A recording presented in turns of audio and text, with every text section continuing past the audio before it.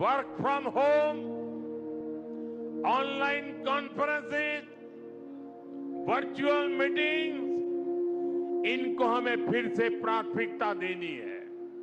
साथियों, आज जो संकट है उसमें हमें विदेशी मुद्रा बचाने पर भी बहुत जोर देना होगा, क्योंकि दुनिया में पेट्रोल डीजल इतना ज्यादा महंगा हो गया है, पहले से कई गुना ज्यादा कीमतें बढ़ गई है। तो हम सबका दायित्व है कि पेट्रोल डीजल की खरीद पर जो विदेशी मुद्रा खर्च होती है, पेट्रोल डीजल बचाकर हमें वो मुद्रा भी बचानी है। दान की जरूरत नहीं है, लेकिन देश हित में हमको ये तय करना पड़ेगा कि साल भर तक घर में कोई भी फंक्शन हो, कोई भी कार्यक्रम हो, हम सोने के गहने नहीं खरीदेंगे।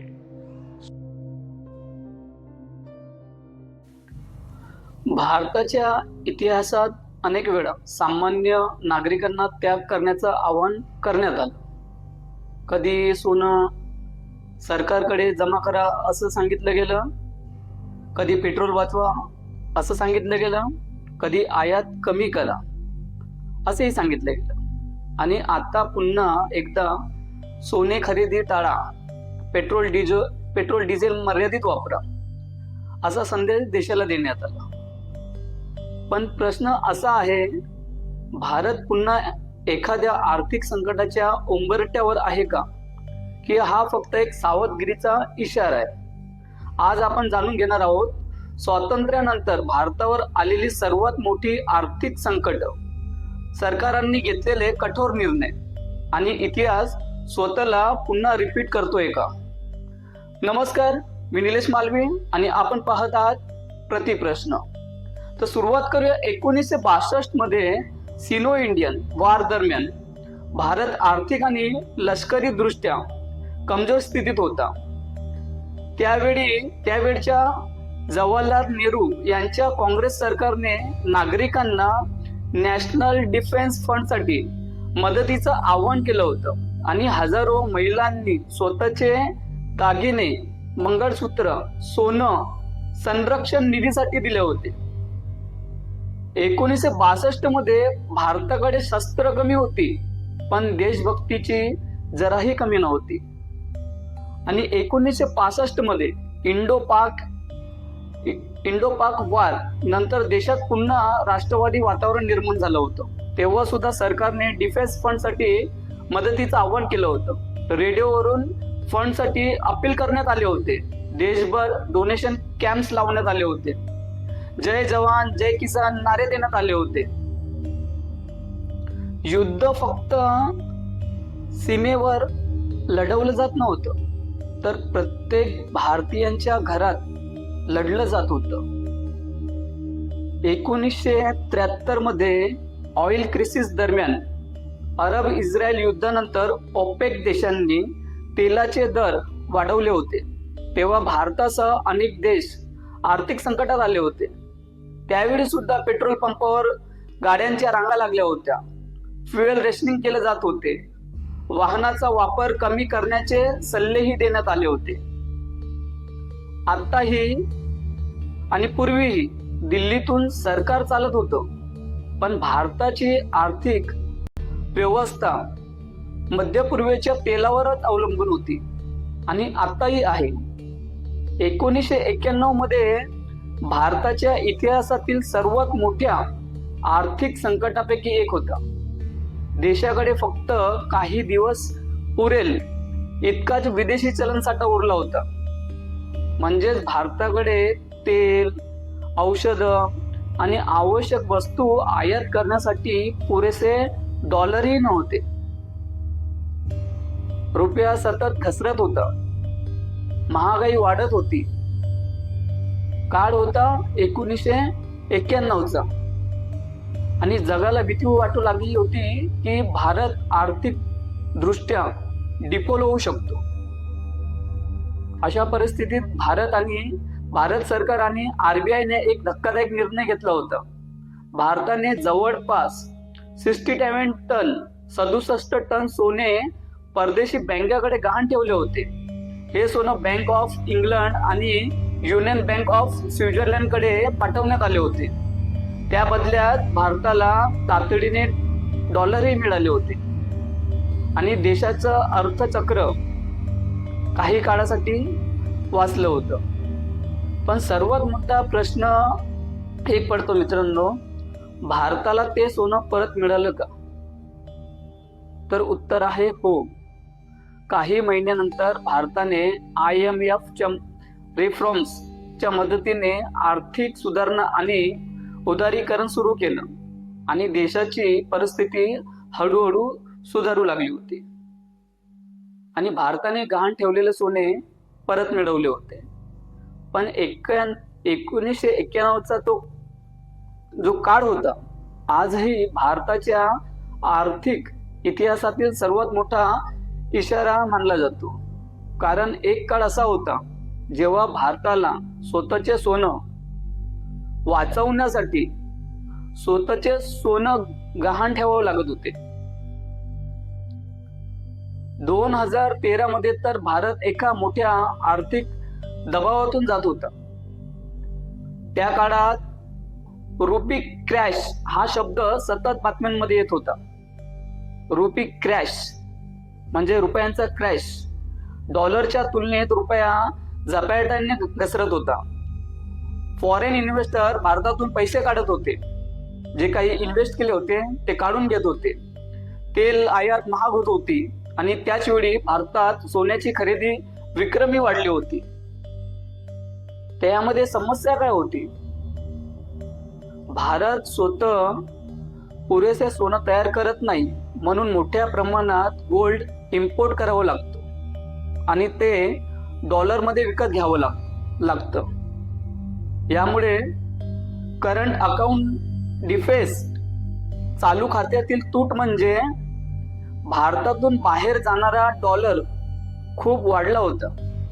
त्या काळात CAD आणि GDPच्या जवळपास 4.8% पर्यंत गेला होता, जो खूप धोकादायक मानला जात होता. त्यामुळे RBI आणि UPA सरकारने एमर्जन्सी मेजर्स म्हणजे आपत्कालीन उपाय घेतले होते. गोल्ड इम्पोर्ट ड्युटी वाढवली होती. बँक्स आणि ट्रेडिंग एजन्सीवर रेस्ट्रिक्शन आणले गेले होते.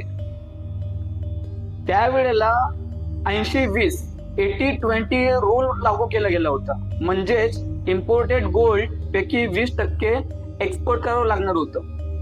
काही बँक्सना गोल्ड इम्पोर्टवर मर्यादाही घातल्या गेल्या होत्या. गोल्ड लोनवरही नियंत्रण वाढवले गेले होते. उद्देश एकच होता, लोकांनी सोनं कमी विकत घ्यावं आणि देशातून डॉलर कमी बाहेर जावं. पण याचे साईड इफेक्ट देखील झाले. गोल्ड स्मगलिंग वाढायला लागली, काळा बाजार वाढायला लागला, ज्वेलर्स नाराज झाले, गोल्ड प्राइस मध्ये अस्थिरता वाढली. त्या काळात सोशल मीडियावर आणि विरोध मध्ये एक मोठा प्रश्न विचारला जात होता, भारतीय लोक सोनं विकत घेत आहेत की भारताची अर्थव्यवस्था कमजोर करत आहेत? जेवढं सोनं आपण विकत घेतो त्याच्याने भारताची अर्थव्यवस्था कमजोर होतं असं हे मानलं जाते. 2013 मधील भारत सरकारने लोकांना थेट सोनं विकत घेऊ नका असं सांगितलं नसलं तरी पण सरकारच्या प्रत्येक निर्णयामागे एकच भीती होती, भारतातून डॉलर वेगाने बाहेर जात होते. आणि आताचा जो काळ आहे 2026 मध्ये, भारत युद्धात नाही पण युद्धाची किंमत भारत भरतोय. कारण भारताचं तेल बाहेरून येतो आणि डॉलर बाहेरच्या देशात जातो. आणि जेव्हा संकट वाढतं तेव्हा सरकार नागरिकांकडे पाहतं. सोने खरेदी कमी करा, पेट्रोल जपा, विदेशी दौरे टाळा.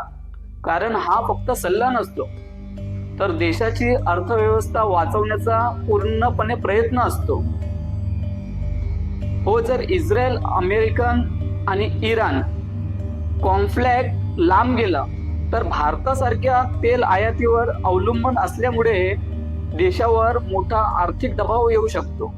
म्हणूनच पंतप्रधान नरेंद्र मोदी यांनी लोकांना काही गोष्टीबाबत अपील केले.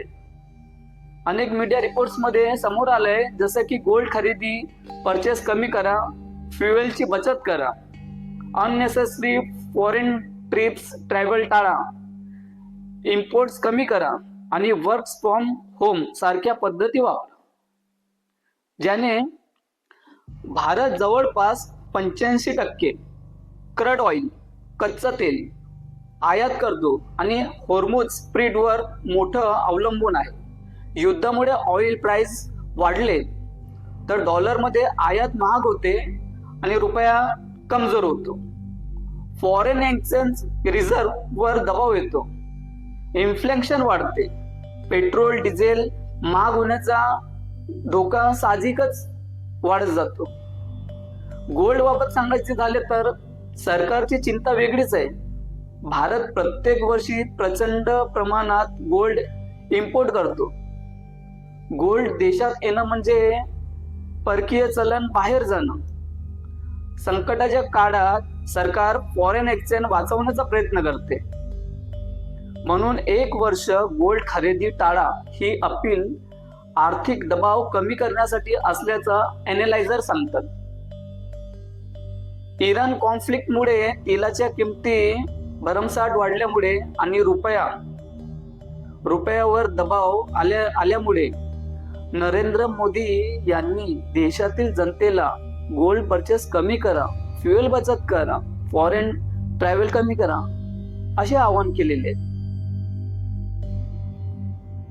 भारताच्या इतिहासात सर्वात मोठे आर्थिक संकट काँग्रेस आणि युपीए सरकारच्या काळात येऊन गेले. तरी सुद्धा राहुल गांधी आणि विरोधी पक्ष नेते नरेंद्र मोदीवर आरोप करत आहेत. राहुल गांधी यांनी म्हटलंय, लोकांना काय खरेदी करायचं, कुठे जायचं, किती पेट्रोल वापरायचं हे सांगावं लागत असेल तर ते सरकारच्या अपयशाचं लक्षण आहे. माझं तर वैयक्तिक स्पष्ट मत आहे, मोदींनी सोनं मागितलं नाही. देशातील जनतेकडे मोदींनी सोनं मागितलेलं नाही. मोदींचं एक साधं सुद्धा आव्हान आहे की बाबांनो, 1 वर्ष सोनं खरेदी करू नका. किती साधी बाबा ही. परंतु विरोधासाठी विरोध करणाऱ्या आमच्या विरोधकांनी बोंबाबोंब केली. आमच्या विरोधकांची अवस्था अशी आहे की मोदींच्या विरोधात बोंब मारण्यासाठी ते स्वतःच्या घरालाही आग लावतील आणि त्यावर पाणी टाकून विझवण्याऐवजी मोदींच्या नावाने ओरडत राहतील. त्याहून महत्वाचं म्हणजे इंदिरा गांधींनी जसं तुम्हाला सोनं मागितलं होतं तसं मोदींनी तुम्हाला सोनं मागितलेलं नाहीये. फक्त खरेदी करू नका एवढंच सांगितलेलं आहे. मग त्याच्यासाठी विरोधकांची एवढी बोंबाबोंब मारण्याची गरज काय? परंतु विरोधकांना आणि गुलामांना मोदी द्वेषाने इतकं पछडलेलं आहे की उद्या मोदी कुऱ्हाडीवर पाय मारू नका रे बाबा असं सांगतील तरीही गुलाम म्हणतील, कुऱ्हाड आमची, पाय आमचा. काय करावे हे सांगणारे मोदी कोण? त्यांनी आरोप केलाय की सरकार आर्थिक संकटाची जबाबदारी सामान्य नागरिकांवर टाकत आहे. काँग्रेस आणि इंडिया अलायन्स मधील काही नेत्यांचं असंही म्हणणं आहे, इकॉनॉमिक फेलरची कबुली आहे. महागाई आणि फॉरेन पॉलिसी हँडलिंग मध्ये सरकार अपयशी ठरलंय. पण प्रश्न असा आहे मित्रांनो, सामान्य माणूस अजून किती बचत करणार, ज्याचं महिन्याचं बजेट आधीच कोलमडलंय? त्याने आता आणखी काय कमी करावं हाही प्रश्न आहे. सोनं ही भारतीय कुटुंबाची परंपरागत बचत मानली जाते आणि पेट्रोल डिझेल हा रोजच्या जीवनाचा प्रत्येकाचाच भाग बनलेला आहे. अशा वेळी अशा चर्चांमुळे लोकांमध्ये अस्वस्थता निर्माण होणं स्वाभाविक आहे. आणि आता 2026 वेळ बदलली, सरकार बदलली, पण भारताची एक समस्या कायम राहिली, तेल आणि सोन्यावर अवलंबून. आजचा प्रश्न फक्त इतकाच नाही की लोकांनी सोनं खरेदी करावं की नाही, तर खरा प्रश्न असा आहे, भारत आर्थिक दृष्ट्या स्वावलंबी कधी होणार. तर मित्रांनो, हा फक्त सावधगिरीचा इशारा आहे की देश आर्थिक दबाव अनुभवतोय. तुम्हाला काय वाटतंय? सरकारचा हा सल्ला योग्य आहे का? तुमचं मत कमेंट मध्ये नक्की सांगा. व्हिडिओ आवडला असेल तर लाईक करा, शेअर करा आणि प्रति प्रश्नाला सबस्क्राईब करायला विसरू नका.